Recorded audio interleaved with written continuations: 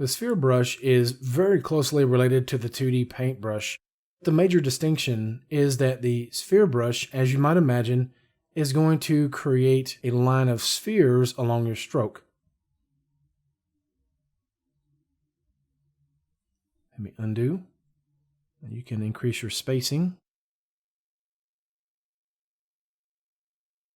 So it's placing just spheres.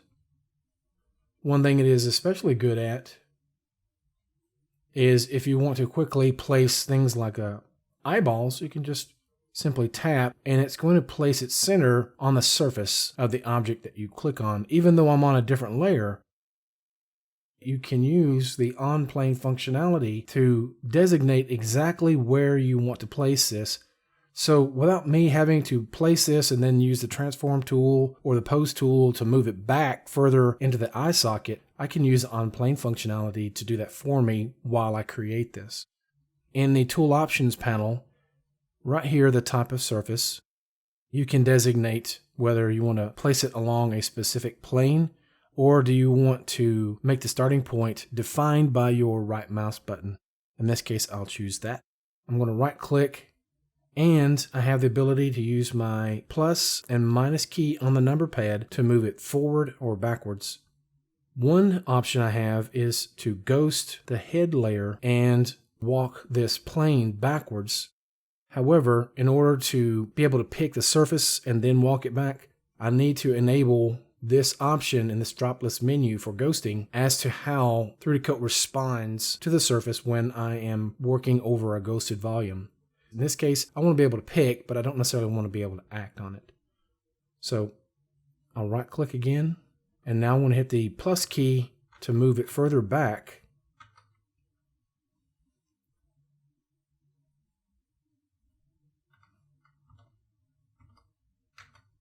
I think that's appropriate. So let's go ahead and click, and that's going to create our sphere, but you can see it's much further into the eye socket than the other. Let me undo and I'll replace that. Okay. So I can uncheck on plane, or actually I'm going to leave it on and I'm going to change it to the X and Y plane. If you want, you can turn the X and Y plane on from the view menu under grid placement. Let's turn that on. We can also enable snapping, snap to 3D grid.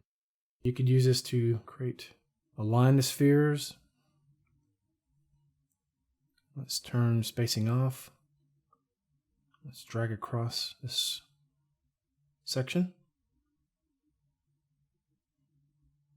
Looks good. I'm going to start here and turn the on-plane functionality off. Turn snapping off.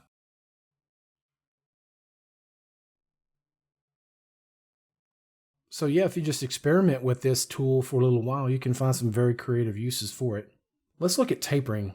If I were to use one of these draw modes that are affected by brush pressure, if I press hard and lighten up a little bit, I can taper this way, but it's a bit more harder control, and also you can enable steady stroke.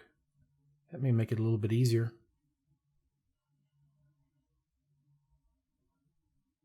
But I find using brush pressure alone to taper doesn't really afford you a lot of control. So let's turn tapering on next to the radius parameter. I'll turn that on, and we want to estimate the length of the stroke that we're going to be using. If we want this to taper at the beginning and the end, then we would adjust our profile to something like that.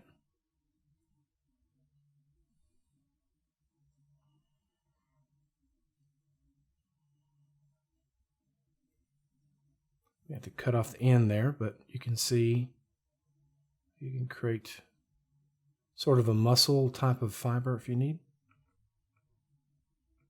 The sphere tool does not respect brush alphas.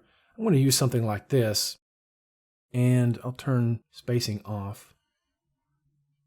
You can see it's still just creating spherical volumes, whereas the 2D paint brush is quite a bit different. All right, so that's a quick look at using the sphere tool in 3D Code's voxel sculpting toolset. Thank you for watching, and we'll see you in the next video.